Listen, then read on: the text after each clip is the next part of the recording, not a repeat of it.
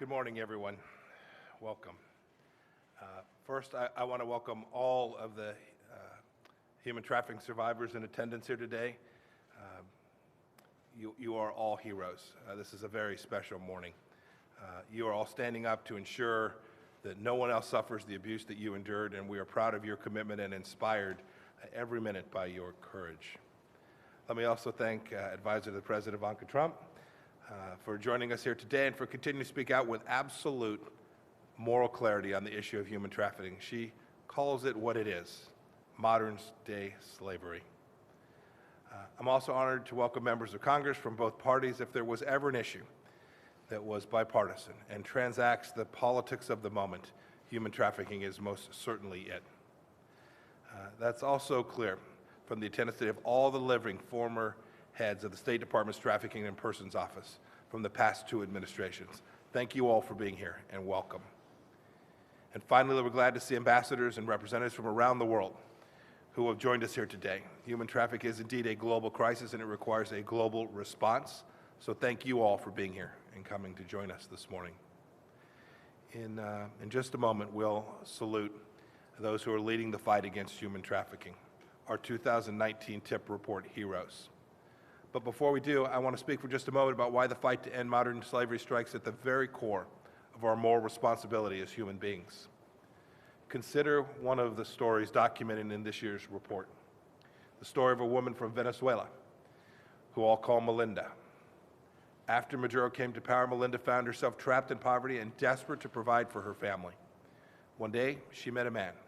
She met a man who offered to cover expenses to travel to Spain, where he promised he would find enough work to send money back home so that she could take care of her family and those around her.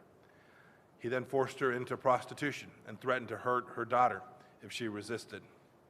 So she stayed silent, and after years and much anguish, she finally was able to get the police, and a raid finally set her free. I wish that I could stand here this morning and tell you that her story is uncommon, but our report reveals the grim reality. There are 25 million adults and children suffering from labor and sex trafficking all over the world, including in the United States, and indeed in this very city in which we're sitting here today. It's a strain. Human trafficking is a stain as well on all of humanity. We detest it because it flagrantly violates the unalienable rights that belong to every human being. Every person, everywhere, is inherently vested with a profound, inherent, equal dignity. America was founded on a promise to defend those rights, including life, liberty, and the pursuit of justice. But too often we've fallen short, and we cannot fall short on this challenge.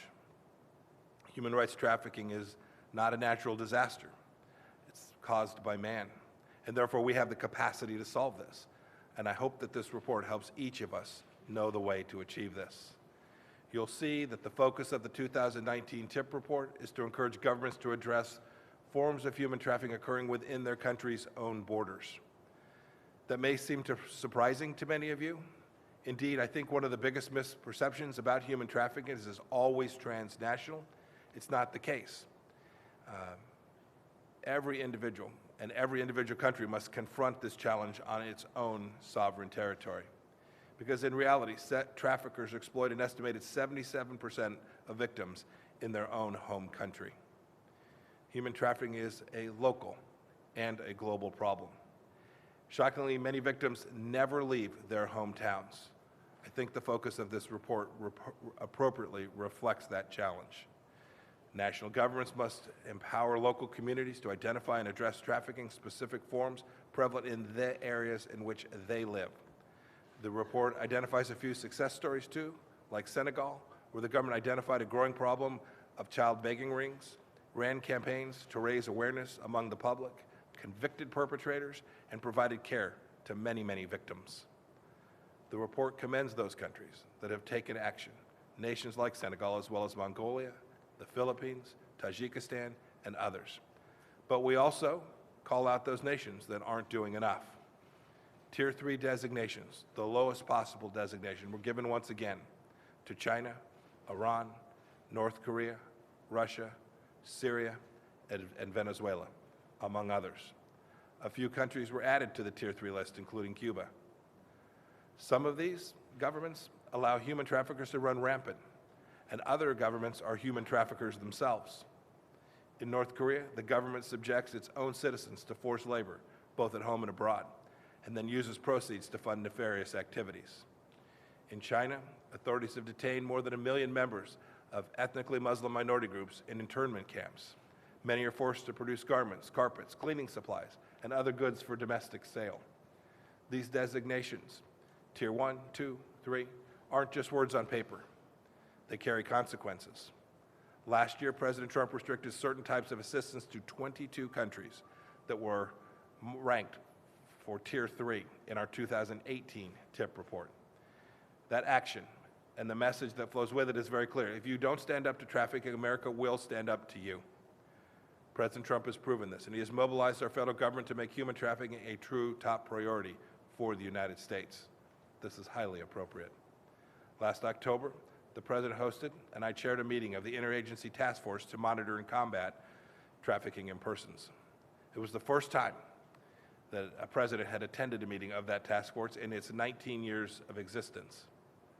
The President that day vowed that he would not rest, quote, until we have stamped out the menace of human trafficking once for all. And he instructed every agency to take on that action. Here at State, we're doing our best to answer that call. We engage in year-round activity with our partners in more than 80 countries to support anti-trafficking programs all across the world. Last fall, the department, with important input from survivors, worked to produce a video about the risks of human trafficking and inform visa applicants of their rights. It's on display in the waiting rooms at most of our embassies and consulates all across the world. And one of our greatest contributions to the anti-trafficking movement is the report we're launching today for the 19th year in a row. I want to thank Ambassador Richmond and his team for leading the efforts to produce this year's report and all the dedication that his team has shown. They spent many long hours making sure that it lives up to its reputation. And now that they've completed their work, it's up to the rest of us to ensure that it doesn't just sit on a shelf and collect dust. We must remain steadfast in our twin goals of freedom for every victim and justice for every trafficker. I now have the pleasure of introducing someone who shares an unwavering commitment to those two goals. She has valiantly made this issue a priority for the administration, including by attending this event 3 years running. With that, please join me in welcoming Advisor to the President, Ms. Ivanka Trump, as we present the 2019 TIP Heroes Awards. Thank you all.